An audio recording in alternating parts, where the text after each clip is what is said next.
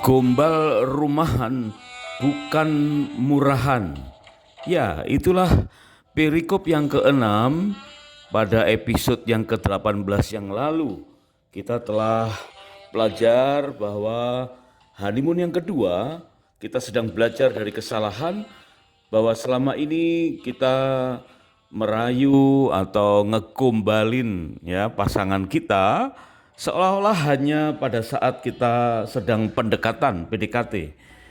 Nah, tetapi kita sudah diajar oleh kebenaran firman melalui teladan Adam dan Hawa, yaitu Adam dan Hawa mengucapkan kata-kata, terutama tepatnya Adam mengucapkan kata-kata, ini dia tulang dari tulangku dan daging dari dagingku, dan itu ditujukan untuk Hawa, yang tentu kita tahu Hawa adalah wanita satu-satunya.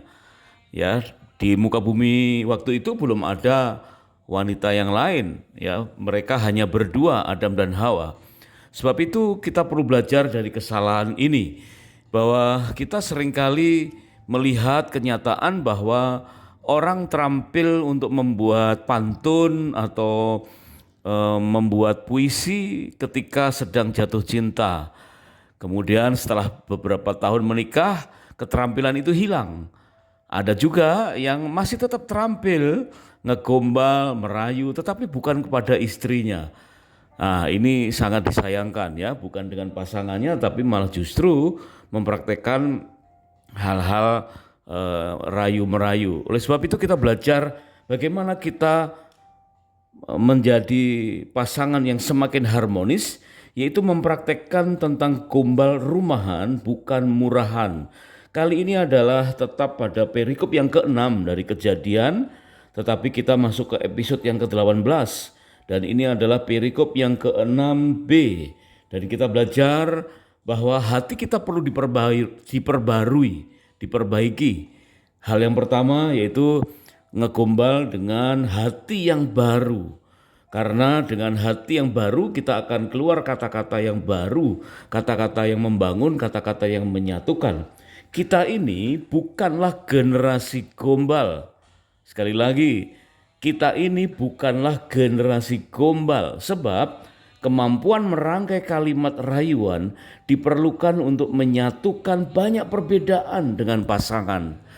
Karena setelah kita menikah beberapa tahun awal, kita baru menyadari ternyata di balik dari banyaknya kesamaan, ternyata perbedaan jauh lebih banyak. Antara lain perbedaan yang terjadi sehari-hari, ya secara sederhana saja, misalkan tentang mengupas buah mangga.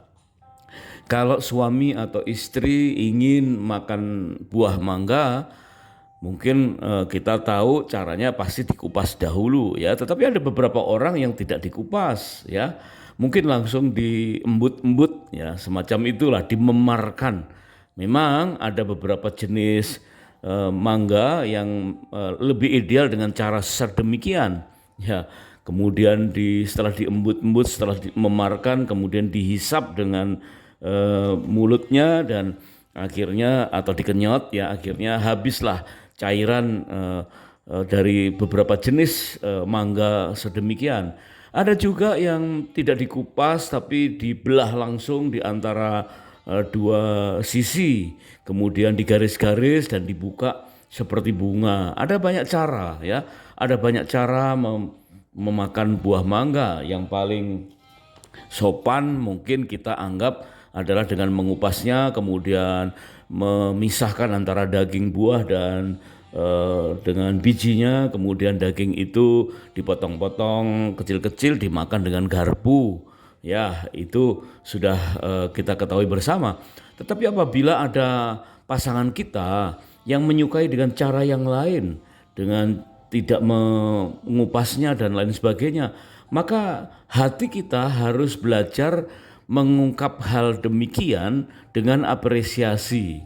Mungkin apabila hati kita kurang baik, maka langsung kita spontan marah, kemudian nyindir ya, atau memberikan kata-kata yang kurang baik dengan mengatakan seolah-olah, waduh aku salah menikah ya, kok kayaknya aku salah menikah dengan monyet. Wah, karena kan monyet biasanya langsung dimakan gitu ya, langsung digeragotin gitu ya.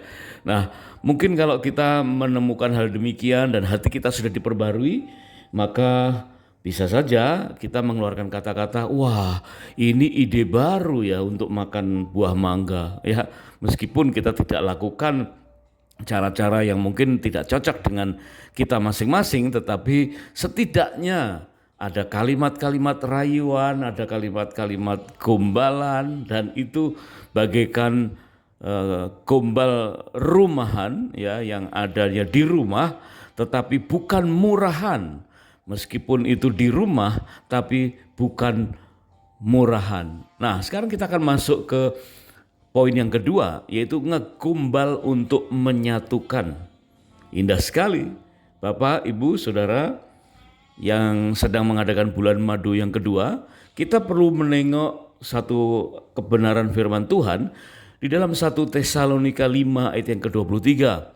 Firman Tuhan itu berbunyi, semoga Allah damai sejahtera menguduskan kamu seluruhnya, dan semoga roh, jiwa, dan tubuhmu terpelihara sempurna tanpa cacat pada kedatangan Tuhan kita Yesus Kristus. Nah, dari 1 Tesalonika pasal yang kelima ayat yang ke-23 ini kita bisa belajar bahwa sesungguhnya diri kita terdiri dari 3 dimensi, yaitu dimensi roh, dimensi jiwa, dan tubuh. Dan yang lalu kita sudah mengenal suatu pengertian bahwa kita ini adalah manusia atau pribadi rohani yang berjiwa yang ada dalam tubuh yang sementara. Dan ternyata bukan hanya kita yang terdiri dari 3 dimensi itu, pasangan kita pun demikian.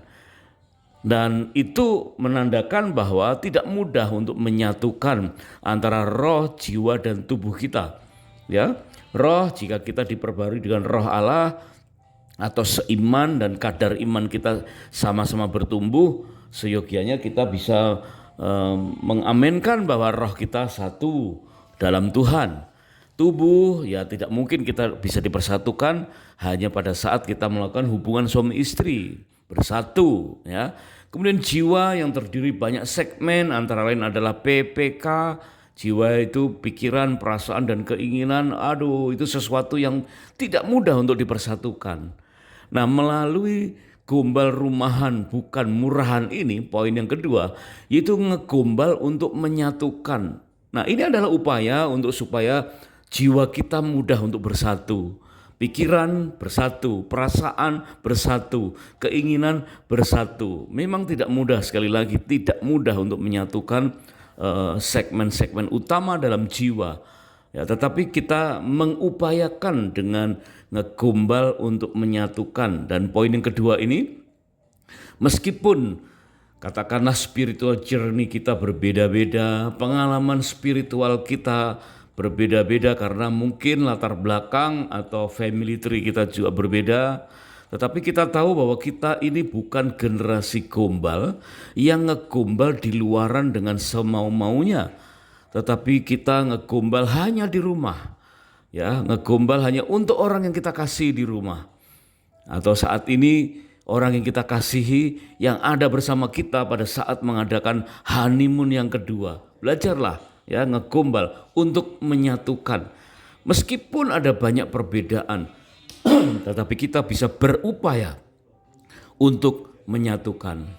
Bapak, Ibu, suami istri yang sedang mengadakan honeymoon yang kedua, mungkin dalam persoalan rumah tangga kita bisa menengok tentang perbedaan yang terjadi di antara pemimpin-pemimpin denominasi. Ya, meskipun rumah tangga kita adalah unit yang terkecil dan pemimpin denominasi itu termasuk unit yang besar, apalagi tingkat dunia. Tetapi ada contoh yang baik, saudara, bahwa suatu hari di dalam Buletin Empower 21 yang terbit pada hari Selasa tanggal 23 November 2020, jadi lagi sedang marak-maraknya pandemi ya, baik di Indonesia maupun di luar negeri, ternyata ada pertemuan di antara beberapa tokoh interdenominasi. Di situ berkumpullah Uskup Kenneth Almer dan Pastor Stowell Wims duduk bersama dengan Pastor Tim Timberlake. Ada satu kata-kata yang sangat menyengat dalam tanda petik ya, yang menegur kita semua, yang disitir di buletin tersebut. Kata-kata Tim Timberlake itu demikian ya. Beliau berkata, kenyataannya adalah kita memimpin secara berbeda. Mari kita lihat keunikan dan kehebatan dalam perbedaan kita, bukan pada aspek negatifnya. Perbedaan kita bekerja sama. Saat kita membahas perbedaan kita, itu akan memberi kita kesempatan untuk menjangkau orang-orang yang kita tidak bisa raih dengan kekuatan kita sendiri. Wow, indah sekali apa yang dikatakan Tim Timberlake pada pertemuan Empower 21 pada saat itu. Dan mereka mempercakapkan tentang perbedaan ras, kepemimpinan generasi-generasi berikutnya, dan bagaimana dapat memajukan kerajaan Allah bersama, menyelesaikan amanat agung bersama-sama. Indah sekali saudara. Ya, dan ini merupakan satu pemicu bahwa kalau organisasi yang besar saja bisa menyatu, maka seharusnya lah diawali dari organisasi terkecil, yaitu rumah tangga kita. Dengan mengucapkan gombal rumahan yang bukan murahan, maka kegombalan-kegombalan itu akan menyatukan. Ya, kita bukan generasi gombal. Generasi gombal adalah orang dunia yang merayu bukan untuk pasangannya. Kita ini adalah generasi anak terang yang merangkai rayuan hanya untuk pasangan dengan hati murni, dengan hati yang baru demi menyatukan perbedaan. Inilah poin yang kedua yang perlu kita pahami, yaitu rayuan berguna untuk menyatukan, bukan sekedar untuk menaklukkan. Nah, ini bedanya. Maka kita perlu belajar dari kesalahan. Ya, yang lalu mungkin kita berpikir dan berhasil merayu hanya untuk menaklukkan. Tapi begitu yang kita taksir itu takluk, kita bisa sepakat untuk membangun rumah tangga baru. Nah, ternyata ada banyak orang yang lupa manfaat dari rayuan atau kegombalan itu. Padahal yang kedua adalah rayuan atau ngegombal untuk menyatukan. Meskipun banyak perbedaan, tetapi tetap bisa bersatu oleh karena hati yang baru sanggup merangkai kata-kata untuk menyatukan. Jika kita belajar dari buku kedua nanti, bab ketiga, ya pada perikop keluaran perikop yang pertama tentang 12 varian temperamen. Ini belajar tentang perbedaan temperamen dari 12 anak-anak Yakub. Maka kita bisa memahami bahwa suami dan istri mempunyai temperamen yang berbeda-beda, ya berpotensi perjodohan itu terdiri dari dua temperamen yang berbeda. Ya mungkin meskipun sama-sama dalam kriteria psikologis, ya katakanlah sama-sama pragmatis, ya sama-sama dominan. Wow, tapi tentu ada banyak perbedaan dan lebih indahnya justru kita cepat menyadari adanya perbedaan, tetapi perbedaan-perbedaan itu untuk menyatukan, dan itu bisa dengan cara berupaya merangkai kata-kata rayuan. Karena kata-kata gombal sesungguhnya sebagai upaya untuk menyatukan.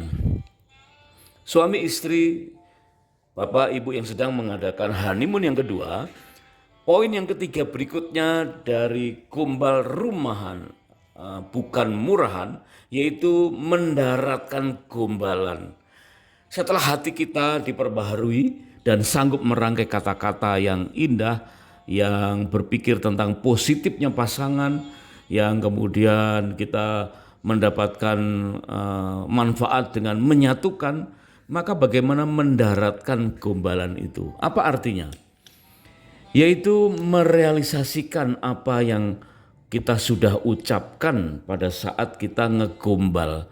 Jadi bukan sekedar kata-kata yang hilang di udara, bukan sekedar kata-kata sanjungan yang tidak ada manfaatnya, tetapi kata-kata sanjungan, kata-kata rayuan, ya kata-kata gombal dalam tanda petik itu dapat mendarat dan benar-benar terbukti untuk menyatukan. Bahwa sesungguhnya kita perlu bukti-bukti untuk menyatukan. Jadi bukan sekedar kita pandai merayu, tetapi dengan hati yang baru kita bisa menyatukan perbedaan dan membuktikan apa yang menjadi kata-kata kita dalam hal pada saat merayu itu terbukti dan membangun kadar keintiman yang unik yang Tuhan ciptakan di dalam kemampuan-kemampuan kita. Pemahaman yang benar tentang kita ini anak Tuhan, selamanya anak Tuhan. Artinya anak Tuhan adalah seorang anak bapa yang pandai mengungkapkan kata-kata positif untuk mengikat dan menyatukan pasangan. I am yours, forever yours. Aku adalah milikmu ya Tuhan, selamanya aku adalah milikmu. Dan ini tercermin di dalam kehidupan pernikahan kita. Ada beberapa tahap untuk kita mendaratkan ya kata-kata gombalan itu. Yaitu yang pertama adanya penyerahan hak. Di mana hak yang seharusnya mungkin kita menang, suami merasa menang karena sebagai kepala, tapi sebaliknya istri bisa saja merasa menang karena merasa sebagai penolong. Padahal kita dalam perikop sebelumnya sudah belajar bahwa dua-duanya mereka bukan lagi dua melainkan satu, kepala dan penolong yang menyatu. Dan masing-masing bisa menyatu jika rela untuk menyerahkan haknya, rela menyerahkan kebebasannya. Ya, bahkan kalau sudah terlalu lama menikmati kebebasan selagi lajang, maka dalam pernikahan itu harus benar-benar tunjukkan kita rela menyerahkan kebebasan hidup kita kepada pasangan kita. Di dalam kitab Amsal pasal yang keempat ayat yang ke-23 mengatakan, jagalah hatimu dengan segala kewaspadaan, karena dari situlah terpancar kehidupan. Dan arti khusus dari ayat ini mengatakan, jagalah hatimu dari segala hal yang patut untuk dijaga.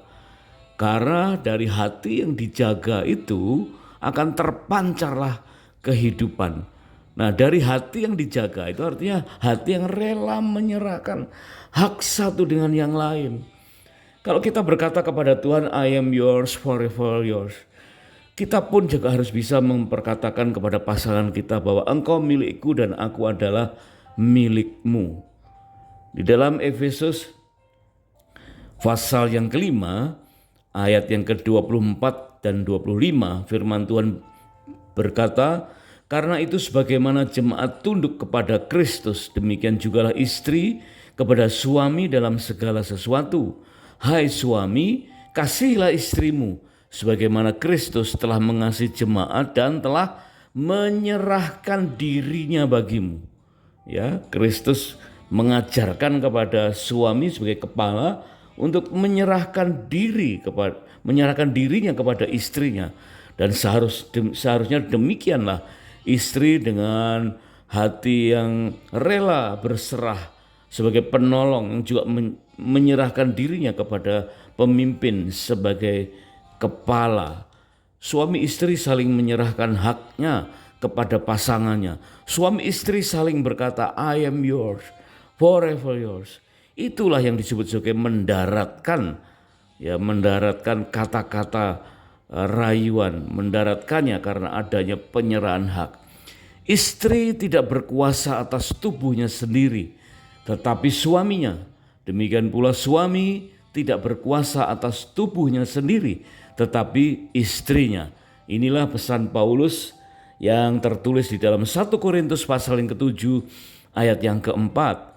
Meskipun Paulus kita mengenalnya sebagai pribadi yang tidak menikah, namun Tuhan memberikan hikmat kepada Paulus untuk mendapatkan iluminasi, penerangan batin, menasihati setiap pasangan. Ini dalam pengertian dunia agak aneh, saudara. Ya, seorang Paulus yang tidak pernah menikah, tetapi mendapatkan hikmat dari Tuhan untuk menasihati pernikahan. Dan di dalam 1 Korintus 7 ayat yang keempat itu jelas, inilah makna dari mendaratkan kegombalan, ya, mendaratkan rayuan dengan rela menyerahkan haknya. Karena 1 Korintus 7 ayat 4 berkata, istri tidak berkuasa atas tubuhnya sendiri, tetapi suaminya. Demikian pula suami tidak berkuasa atas tubuhnya sendiri, tetapi istrinya. Setiap pasangan hendaknya mendaratkan pengertian tersebut dalam kehidupan sehari-hari dengan saling menyerahkan haknya.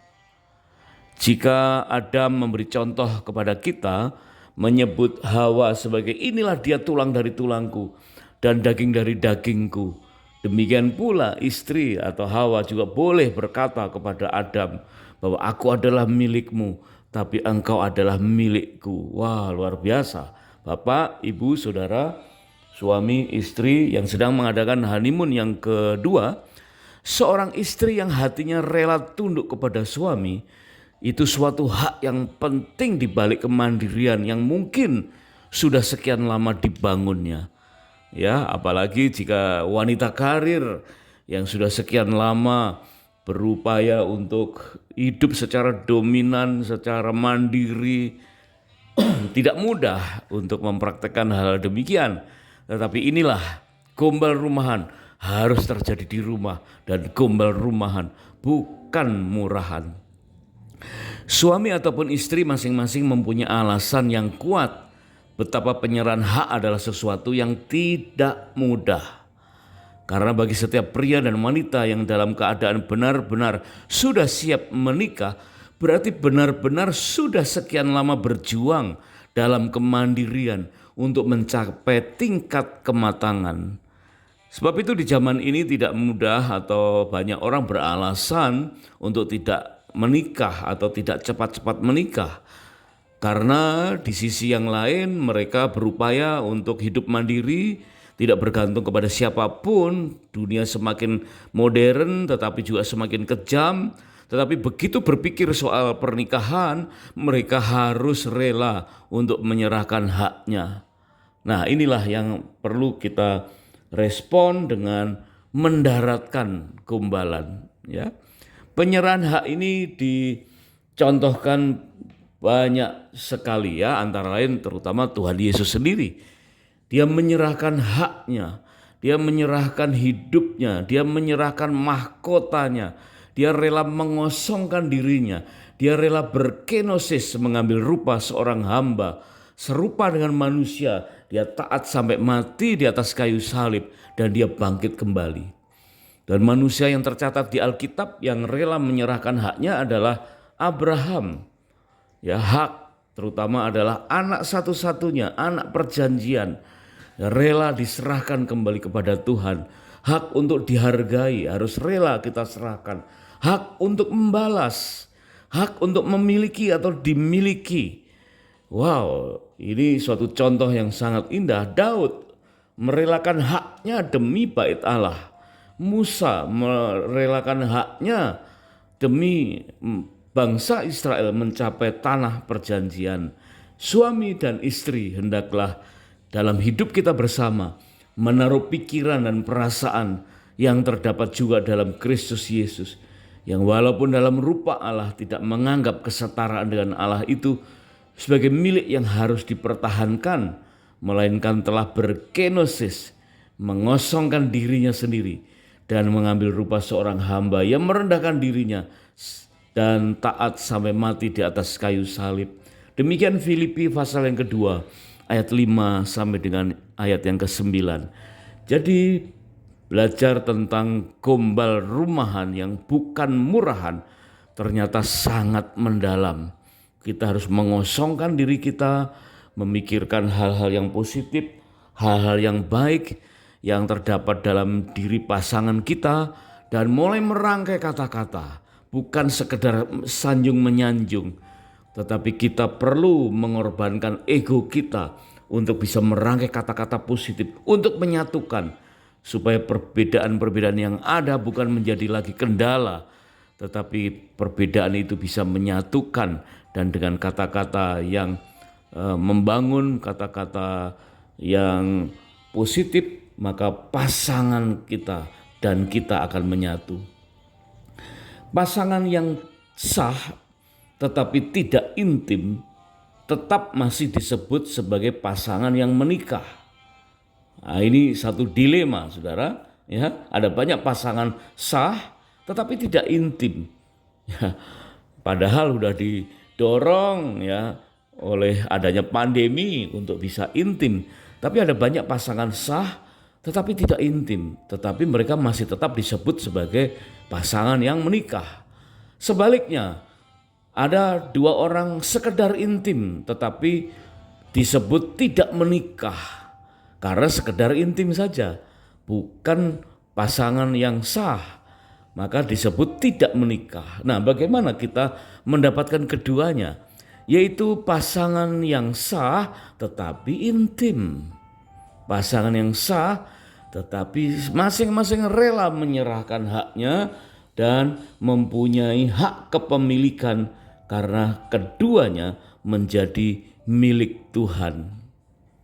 Bapak, Ibu, Saudara yang sedang mengadakan honeymoon yang kedua, coba kita perhatikan bagaimana Adam atau Salomo ya bersama dengan kekasihnya berupaya keras untuk mendaratkan kata-kata rayuannya dalam kehidupan nyata. Nah, kalau kita belajar dari Salomo, kita dapat lihat betapa Salomo yang melambangkan Tuhan mendaratkan sanjungannya di sepanjang kitab Kidung Agung. Sejak awal sampai Fatsal dan ayat yang terakhir, Salomo menyanjung kekasihnya. Dikatakan dalam Kidung Agung pasal yang ke-8 ayat yang ke-14, "Cepat kekasihku, berlakulah seperti kijang atau seperti anak rusa di atas gunung-gunung tanaman rempah-rempah." Wow, indah sekali kata-kata rangkaian ya sanjungan yang terdapat dalam kitab Kidung Agung. Mari para suami dan istri, rindukanlah hal ini dan usahakan untuk sesering mungkin memperkatakan kata-kata gombal yang mendarat. Katakan I am yours, forever yours, sebagai bukti kasih yang sempurna bahwa aku adalah milikmu dan dirimu adalah milikku.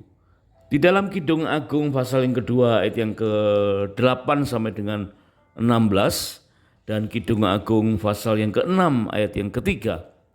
Lihatlah betapa cinta atau kasih akan tetap menyala. Anggur akan selalu tersedia dengan anggur yang baru dan yang termanis dan yang terbaik. I am yours, forever yours.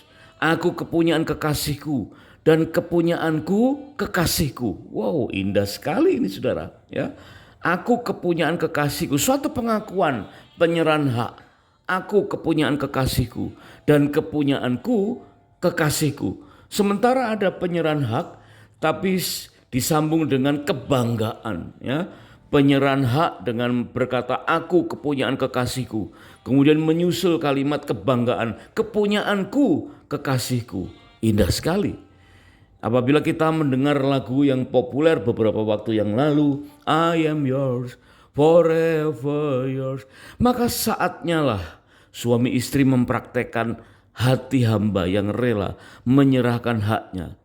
Ketika kita menerima Yesus menjadi Tuhan dan Juru Selamat, maka kita diberinya kuasa untuk menjadi anak Allah di dalam Yohanes pasal yang pertama ayat yang ke-12. Namun untuk menjadi sepenuhnya milik Tuhan, maka kita harus memiliki hati hamba bagi Tuhan dalam kehidupan nyata.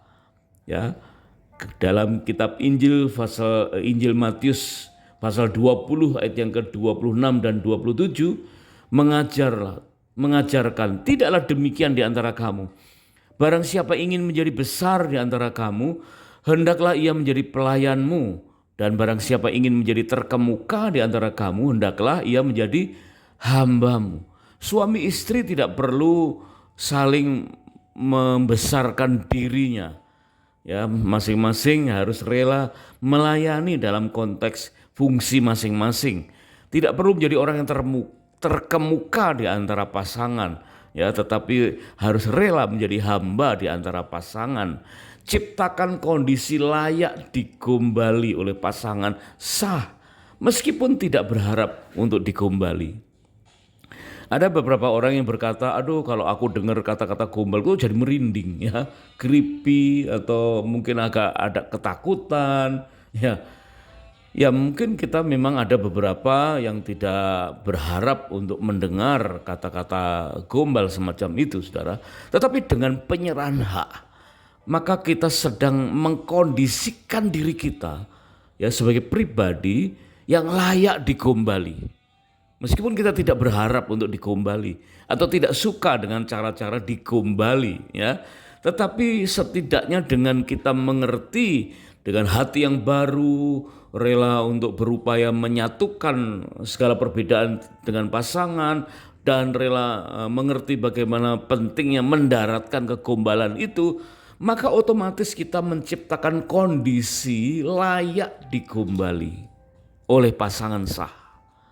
Ada banyak orang berdandan, berlaku sedemikian rupa, ya seolah-olah berharap supaya digombali oleh orang lain.